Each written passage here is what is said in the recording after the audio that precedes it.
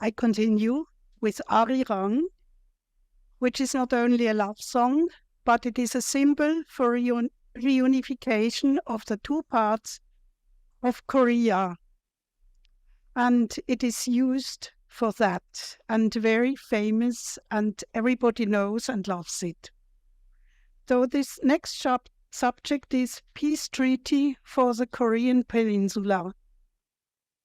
This year is a year of many jubilees. The United Nations celebrates 75 years of existence with the Declaration of the Universal Human Rights. But it is also 70 years ago since the end of the Korean War, which lasted 3 years, from 1950 to 1953. It ended with the armistice. That means that there is continuously a fear that the war may break out again at any time. The Korean War on the Korean Peninsula involved the UN troops led by USA with South Korea on the one side and China with North Korea on the other side. And so I stop now with historic issues. It's not my favorite subject. I just wanted to explain. Since 1953, Korea is divided into two countries, the Democratic People's Republic in the north and the Republic of Korea in the south. Both countries are represented at UN. Attempts for reunification were undertaken from the beginning. As every family has relatives at the other side, these attempts, mainly from the south, as much as I know, were very vital and depended from the president just in power at that moment, whether it was more understanding for it or not at all. I was involved in an official working group of the Swiss churches on national level in the 90s and traveled various times to South Korea then. We supported and collaborated with two main churches in South Korea until a more democratic government was established. I took up the issue again a few years ago because I am in the Peace Commission of the International Alliance of Women, and there I forward the subject of reunification as well as of to get rid of nuclear weapons. Churches in South Korea started decades ago to prepare for a peace treaty on the peninsula, involved secular organizations and other religious communities. They collect signatures also on international level. For instance, last year was the World Assembly of the World Council of Churches in Karlsruhe in Germany, and they had a kind of stand, I don't know in English how it is, like on a fair, and it was mentioned 100 millions of signatures they are collecting. And I thought, how are they going to make it? And I asked, how many do you have already? I did not get a precise answer. I was said maybe 1 million. But they go on. And what is interesting, it is not just a political issue. They would have to proceed in a different way if they want to achieve as many signatures as possible. It is a different motive behind. It is a consciousness raising about a comprehensive understanding of peace and reconciliation, which needs time. A change in mentality is going on because the image of enemy needs to be questioned. When I was in the 90s for the first time in Korea, it was clear where the enemy is. I need not talk more about it. It was so deep-rooted that communism is an enemy, the North is an enemy, and a few churches started to question this enemy image. And last time I was in 2013, it's quite a time ago. It has changed since, but it still exists.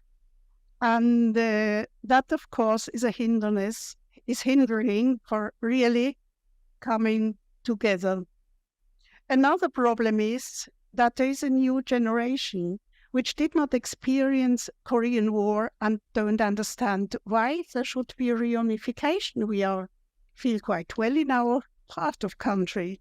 And this is like the time is threatening that the issue might go lost, but it's not so. It's still a lot of hope that reunification could at one time be a reality. The issue of reunification goes along with a nuclear-free zone, and this involves also a new political position in Korea, in the north.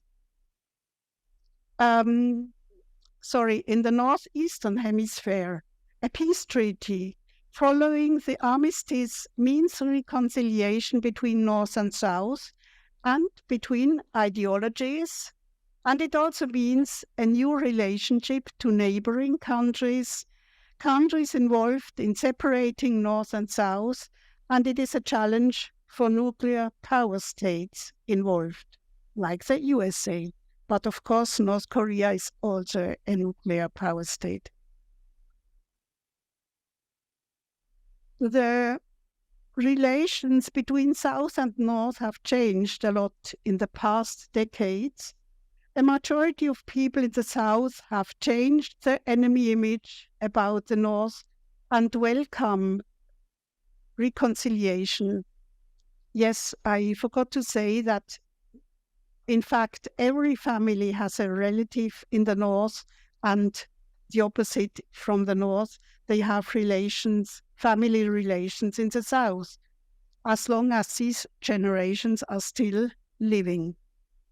Confidence building is a continuous and basic work done mainly from Koreans who belong to a religious background of various religions. In the South, it is among others the National Council of Churches in Korea. But there is also a similar institution in the North, which is called the Korean Christian Federation.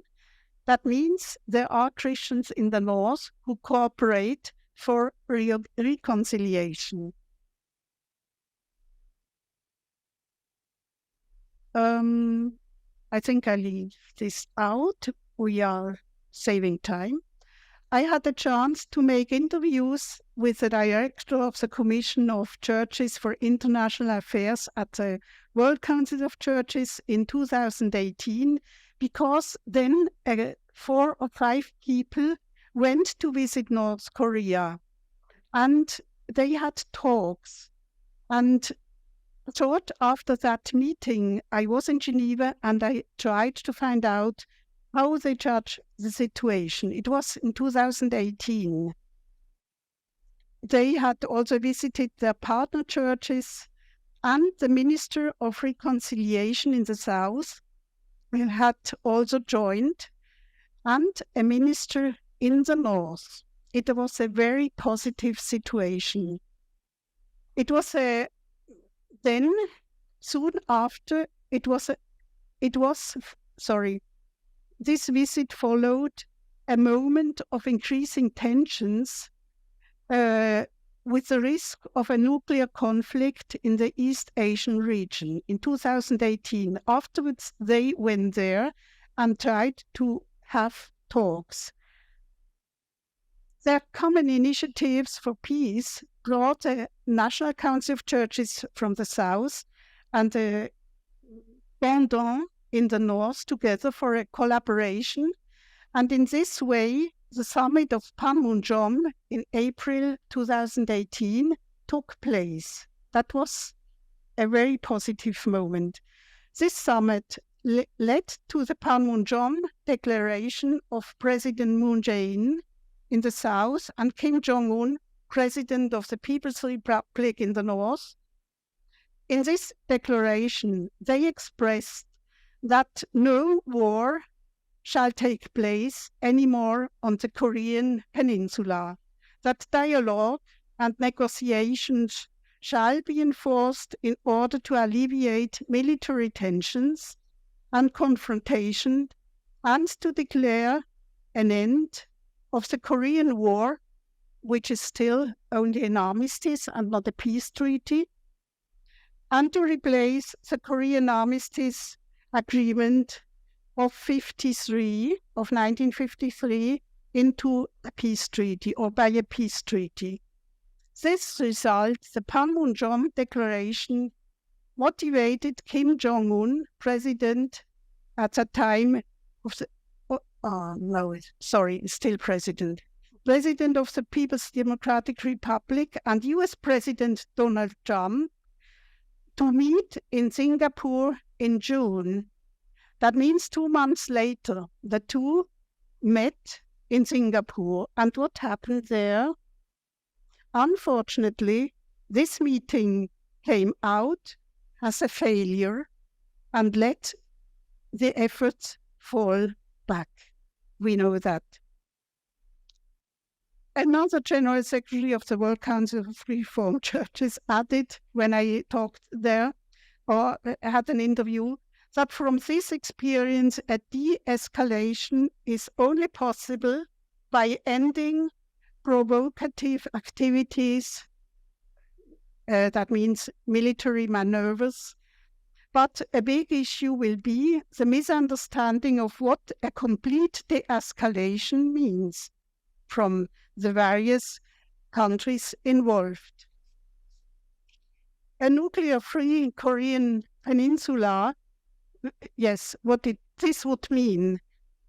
He added that US media would not have the same understanding of what is nuclear-free. But for their side, this seems quite clear. It needs a process of mutual nuclear disarmament. North Korea would not be ready for disarmament as long as they feel threatened by other states with nuclear weapons or by maneuvers.